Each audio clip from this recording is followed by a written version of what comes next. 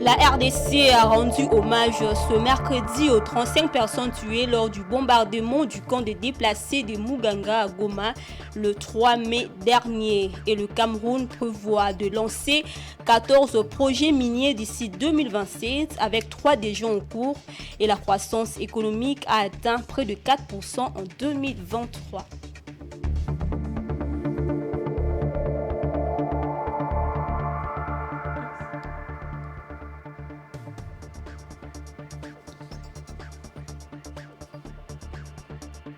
Madame, Messieurs, bonsoir, bienvenue dans ces journaux.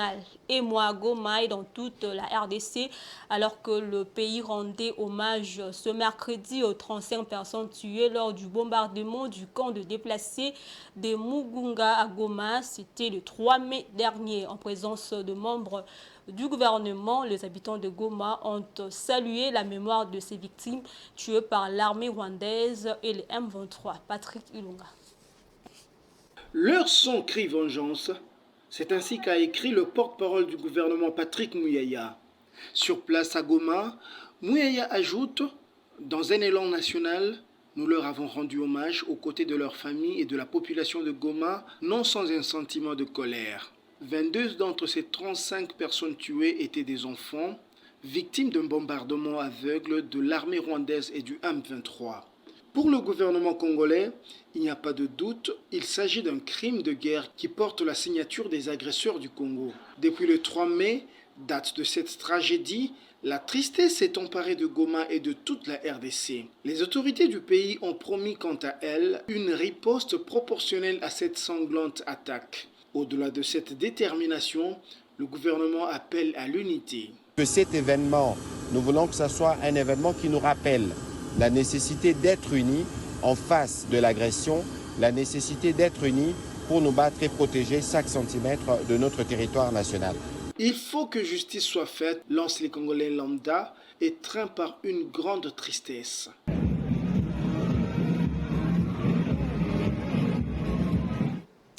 La situation sécuritaire dans la province d'Ilituri avec notamment la signature le 26 avril dernier de l'accord de paix et de cessation des hostilités par les communautés et les groupes armés opérant dans la province d'Ilituri est au cœur de l'entretien que le vice-premier ministre, ministre de la Défense et ancien combattant Jean-Pierre Bemba a accordé à Alixon King, ambassadrice de Grande-Bretagne accréditée en République démocratique du Congo. Suivez l'ambassadrice de Grande-Bretagne après sa rencontre avec le VPM. Aujourd'hui, les thèmes principaux qu'on a abordés, c'était comment est-ce que le Royaume-Uni puisse soutenir les efforts, les désarmements et la réintégration et réinsertion des anciens combattants en Ituri, dans la province d'Ituri, après l'accord qui a été réalisé avec les 5 groupes armés. Et donc, je crois que nous avons des programmes de stabilisation et d'appui au processus de PDDRCS. Et pour nous, c'est essentiel de démontrer qu'il y a un avenir pacifique et plus profitable, plus rentable pour les anciens combattants. Donc, on a parlé des possibilités de travailler pour accompagner le PDDRCS ici en RDC et surtout dans la province d'Ituri. J'ai félicité le VPM de ses efforts pour ramener la paix dans la province d'Ituri. Nous avons condamné fermement la violence, les attentats contre les camps de déplacés près de Goma.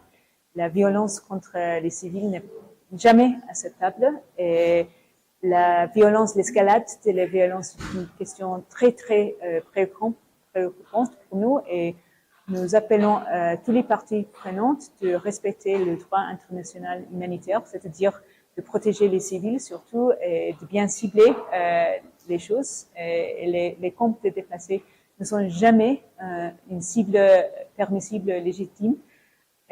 Pour moi, l'important, c'est de développer notre relation bilatérale. Je crois que plus on se connaît, plus on trouve des opportunités gagnantes pour le peuple congolais et le peuple africain.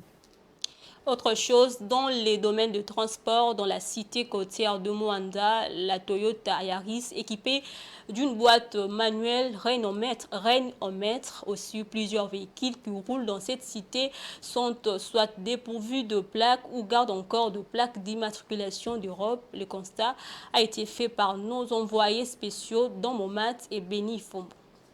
Dans les rues ou arrêts de Moanda, un premier détail frappe aussitôt les observateurs. De nombreuses voitures portent des plaques d'immatriculation d'Europe ou d'ailleurs. Certaines en sont carrément dépourvues. Et malgré cela, elles circulent librement dans la ville. Interrogés à ces sujets, certains chauffeurs mettent en cause les prix exorbitants de la plaque d'immatriculation nationale. Il faudrait débourser au moins 650 $ américains pour l'ensemble de la démarche avant de décrocher ces fameux sésames. En l'absence d'un contrôle rigoureux quant à ce, obtenir une plaque d'immatriculation passe ici pour le cas des soucis de nombreux conducteurs. Plaque à poto, net wana plaque à poto wana. Plaque na biso côté en tout cas, eza moi passe. Ça mona nini cher pétro. Nyonso donc Autre détail, c'est l'omniprésence d'une marque, la Toyota Yaris, dotée d'une boîte manuelle. Les habitants de Moanda et même ceux de la ville voisine de Boma semblent avoir choisi cette voiture comme symbole des transports en commun, la conduisant avec une dévotion presque religieuse. Cette marque posséderait des propriétés bien particulières qui la rendraient adaptée au rôle de taxi dans ces coins de la RDC, affirment certains chauffeurs. Consommation est à moins et puis ils ont moins vitesse moko boy na niveau transport na biso. Ma camion ya minene honnêtement à 26. Ils ont moins retard moko ya moke. Voilà par rapport à biso moko. Ya omoni biso nyonso tozo se donner mingi na Yaris. Deux autres raisons liées à la fois à l'entretien et à la réparation motivent le choix des gens en faveur de cette voiture en particulier et de voitures manuelles prédominantes dans la ville en général. Il s'agit du coût abordable de l'entretien du moteur et la facilité pour n'importe quel mécanicien de procéder à des réparations, contrairement aux voitures automatiques. Manuel c'est bon, boîte et beba, vous en a facilité à reçoit boîte. Ok na boma bien na matade aussi boîte. Mais automatique nanu baboîte waneza la moi passe. Et puis dépannage nango eza passe. C'est mieux na bakini kuna ba technicien que no tango boîte automatique kufi. Ba tu peux bazaler à landelango azui solution mais côté bazate. Lorsqu'il s'agira de relier la ville de Boma à Moanda ou vice-versa, vous pouvez en être sûr à 100% de rouler dans une voiture manuelle et à 50% que la voiture soit à la fois manuelle et sans plaque ou avec une plaque d'immatriculation. D'ailleurs. Et à Kinshasa, le forte chaleur et la rareté de pluie ont accéléré le processus de sécheresse du sol. Pour sauver leur culture, le maraîchers du site de Bandalungu à Kinshasa ont dû creuser des puits d'eau pour arroser leurs semences en pleine saison des pluies. Reportage de Francine Moukeba et Giscard Tamba. À Kinshasa, les maraîchers s'attendent à plus de pluie au mois de février et mars. Malheureusement pour eux, cette année, le ciel ne s'est pas montré clément. Moins de pluie, plus de chaleur, conséquence, détérioration signifiante de semences, soutient M. Benoît Dimedi, un cultivateur trouvé sur les sites de Bandalungwa. Je suis cultivateur. Bon, avec la chaleur actuelle, il y a vraiment la détériorisation de la semence. Ça détruit la culture. Vraiment, nous souffrons avec ça. Bien qu'ayant creusé de puits d'eau pour combler la carence en eau de pluie, la récolte sera tout de même elle aussi affectée, ajoute-t-il. Bon, quand il n'y a plus d'abondance de pluie, on a creusé des puits pour soutirer de l'eau dans ce puits-là. C'est-à-dire quand il n'y a pas l'abondance de pluie, nous nous ressourçons au puits d'eau. Avec cette chaleur, c'est difficile de produire comme d'habitude. Il y a vraiment une régression dans la production. Les activités que nous faisons sont vraiment très rentables. Le coût est normal. Les chiffres quand même est consistant. il y a quand même un bénéfice. Qu'à cela ne tienne, il invite d'une part le Congolais à encourager la production locale en consommant bio et d'autre part, il demande aux autorités à les accompagner avec des subventions pour promouvoir la culture congolaise. Nous faisons un appel aux gens qui ont des moyens de venir nous accompagner pour que notre population continue à manger bio. Sauf que nous n'avons pas un accompagnement de l'autorité dans ce que nous faisons. Nous faisons un travail bénéfique et un travail vraiment très important. Nous nourrissons la population. Malheureusement, nous n'avons pas un accompagnement de l'autorité. Je dirais que nous avons besoin de l'État dans ce que nous faisons. Il faudrait quand même qu'il y ait un accompagnement de l'État. Il est à noter que les fortes chaleurs observées ces derniers temps à Kinshasa et la rareté de pluie sont entre autres dues au changement climatique de l'avis d'un grand nombre de scientifiques. Les nombreux Quinois se lancent dans l'élevage de porcs dont la viande est de plus en plus consommée. Ces éleveurs, pour maximiser leurs recettes, doivent cependant surmonter deux obstacles majeurs, à savoir l'alimentation et les maladies qui affectent cet animal. Plus de détails dans ces reportages de Francine Moukeba et Ene Kabamba. À Kinshasa, on retrouve de plus en plus dans des parcelles de maisonnettes qui ne sont ni des niches pour champs, ni des étables pour chèvres, mais des porcheries. De nombreux Quinois sont devenus éleveurs de porcs dont la viande est de plus en plus consommée, autant dans les ménages que des débits de boissons appelés Nganda. Un des fermiers rencontrés dans la commune de Kalamou au quartier Kimbango 1 soutient que l'élever de porc est un travail de longue haleine mais très bénéfique. Bon, on a éleveur et Bangoulou. Ça a déjà 5 ans. Ils ont un bénéfice. Bon, témoignage en groupe, ça. Papa Belaka qui est dans l'hôpital. Bon, on fout à peine à faire les alaratés. Tout ça, des ngoulou, tout est garant des services, tout fout à nous. Il faut dans la classe, pour ici, ça a 6 classe. Les coûts excessifs des aliments et l'apparition de certaines maladies touchant principalement le porc sont là des obstacles qui ont des répercussions négatives sur l'élevage porcin selon l'ingénieur Blanchet. Difficulté que nous rencontrons dans ça là, ils ont balma na bango. Balma na bango comme nous chez Makasi par rapport à n'engezalaki. À part ça peut difficulté grave te coûte en ango, au cause à bango les belés mais ceux qui pèsent des côtés au perdre bango facilement. Cet ingénieur invite le gouvernement à mettre en place un programme d'urgence susceptible d'appuyer les éleveurs à dynamiser dans la mesure du possible la production porcine locale. Il faut dire que l'élevage des porcs est l'un des faits d'élevage conventionnel le plus pratiqué en République démocratique du Congo. Il constitue une source de revenus d'avant-plan pour un bon nombre de ménages congolais tant en milieu urbain qu'en milieu rural. Madame, Messieurs, l'actualité, c'est aussi en dehors de la République démocratique du Congo.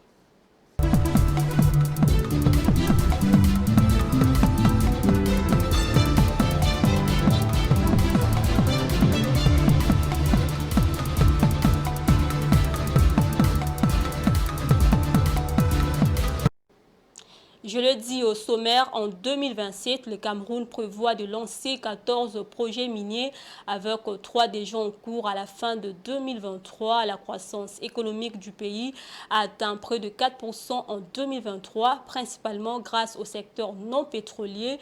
Le Cameroun vise à augmenter l'investissement public à 5% du PIB d'ici 2023. Le pays compte 9 réserves minières prouvées et aspire à devenir un pays émergent avec un secteur industriel et minier solide d'ici 2035. En 2024, cependant, la contribution de l'industrie minière au PIB est seulement de 1%. 4 autres projets miniers seront lancés d'ici 2025. Suivez. Fer, or et bauxite comptent parmi les ressources minières sur lesquelles le Cameroun mise pour son développement économique. À l'horizon 2027, le pays nourrit l'ambition de lancer 14 projets miniers À fin 2023, 3 de ces projets ont connu un démarrage effectif. Il s'agit de l'exploitation du minerai de fer de Kribé-Lobé, l'exploitation du gisement de fer de Mbalam-Nabeba et de l'exploitation du fer de Bipindi Grand Zambi. Ces sites regorgent d'un potentiel minier estimé à plus de 3 milliards de tonnes de fer prouvé avec une teneur de 62,3% de fer, l'une des plus hautes du monde, reconnue au minerai du gisement de Mbalam-Nabeba.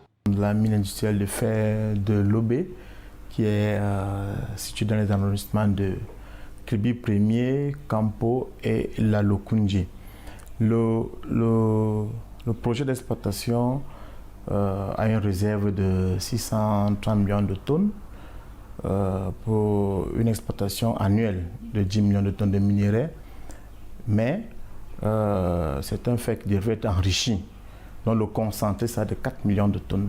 L'exploitation minière durable représente pour le Cameroun une source fiable de finances publiques. Dans le pays, la croissance a atteint près de 4% en 2023, portée principalement par les secteurs non pétroliers selon des données du Fonds monétaire international. Sous l'impulsion du président de la République Paul Biya, le secteur minier se positionne comme une niche capable de combler le déficit budgétaire estimé à 125,5 milliards de francs CFA. La mobilisation des ressources publiques devrait, selon le chef d'État camerounais, augmenter l'investissement public qui s'est établi à 5% du PIB en 2023. Il est nécessaire d'explorer de nouvelles pistes face aux contraintes inhérentes à l'élargissement de l'assiette fiscale et à la baisse drastique des recettes pétrolières. La mine solide, en particulier l'or, nous semble constituer à cet égard une niche exceptionnelle de ressources financières. Le Cameroun compte 9 réserves minières prouvées, ont indiqué des données officielles du ministère des Mines, de l'Industrie et du Développement technologique. Dans sa vision à l'horizon 2035, le Cameroun projette de se hisser au rang de pays émergent, doté d'un secteur industriel et minier fort. En 2024, cependant, la contribution de l'industrie minière au PIB du pays s'élève à 1% selon le gouvernement. D'ici 2025, 4 autres projets miniers seront lancés, notamment les projets de fer de Nkout-Ntem et Ngovayan, ainsi que l'exploitation du minerai de bauxite de Minim Martap. Et au Mali, à Bamako, s'est tenue 35e session extraordinaire du comité interparlementaire de l'UEMOA. Cette session de 5 jours visait à formuler des recommandations sur les perspectives macroéconomiques et les déterminants de l'inflation dans la zone des UEMOA. Suivez. Pour examiner les défis économiques de l'Union économique et monétaire ouest-africaine qui regroupe 8 pays d'Afrique de l'Ouest, s'est tenue à Bamako du 6 au 10 mai 2024 la 35e session extraordinaire du comité interparlementaire de l'UEMOA sur les perspectives macroéconomiques et les déterminants de l'inflation. Engager un plaidoyer auprès des autorités politiques des États membres pour assurer l'efficacité de la libre circulation des biens et services entre les États membres de l'Union, en les invitant notamment à éviter de recourir à la prise de décision d'interdiction d'exportation des produits vivriers. 5 jours ont permis aux membres du comité interparlementaire de l'UEMOA d'examiner de près les perspectives macroéconomiques et les déterminants de l'inflation de la zone UEMOA en vue de l'accélération de la mise en œuvre des objectifs de développement durable à l'horizon 2030. À noter que le taux d'inflation qui était de 3,7% en 2023 a régressé de 2,9% en avril et mai 2024. À l'endroit du Conseil des ministres de l'Union, la poursuite des efforts en cours en vue de l'accélération de la mise en œuvre des objectifs de développement durable à l'horizon 2030. Cette session a permis de formuler des recommandations prometteuses à la fin de la session extraordinaire. Selon la Banque centrale des États de l'Afrique de l'Ouest, la croissance de la zone UEMOA devrait s'accélérer et se situer au-dessus de 6,0% en 2024. Ce journal est terminé. Je vous rappelle les différents titres. La RDC a rendu hommage ce mercredi aux 35 personnes tuées lors du bombardement du camp de déplacés de Muganga à Goma le 3 mai dernier. Et le Cameroun prévoit de lancer 14 projets miniers d'ici 2027 avec 3 DG en cours et la croissance économique a atteint près de 4% en 2023. Voilà, c'est tout pour ce soir. Madame, Messieurs, merci à vous de l'avoir suivi. Au revoir.